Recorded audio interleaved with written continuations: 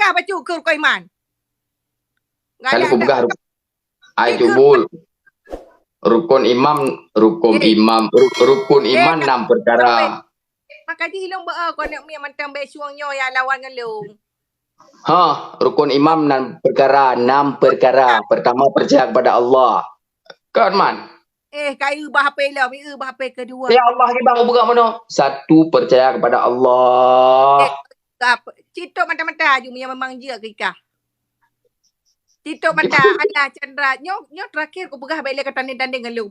Merukun iman. 1 percaya kepada Allah, 2 percaya kepada malaikat. 3 Kita aku buka cara oleh. Pet mata, cikun. Kita aku pet mata jubul. Pet mata beka macam komen. Karena waktu urut akhirat anak ketemu baca TikTok-nya. Gerti yang lapui neraka. Okey. JKU, teman-teman JKU model Chandranya. Okey. Ini kita bertanding. 1 percaya kepada Allah, 2 percaya kepada malaikat, 3 percaya kepada Nabi dan Rasul. Halah, hai Chandra, hai bukan tu yang dosa aku. Ya Allah, 1 percaya kepada Allah. Kalau percaya kepada Allah.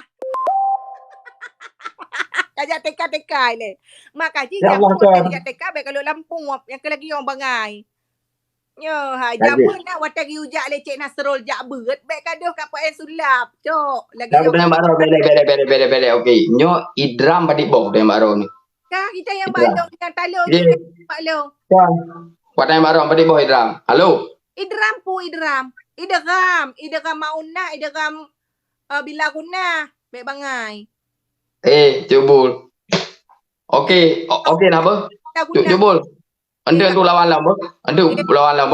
Kau teman-teman baik patah le agam non muslimnya apa? Bang telefon Pak Teledat. Halo. Pak pegah apa ke lero? Idram. Okey, siap. Okey, boleh tak. Okey apa? Siapa? Siap. Pre. Anda udah maglom pre. Idram mauna ngai idram bila guna. Kok bangai Chandranya bangai terus buah pala keke pegah abah.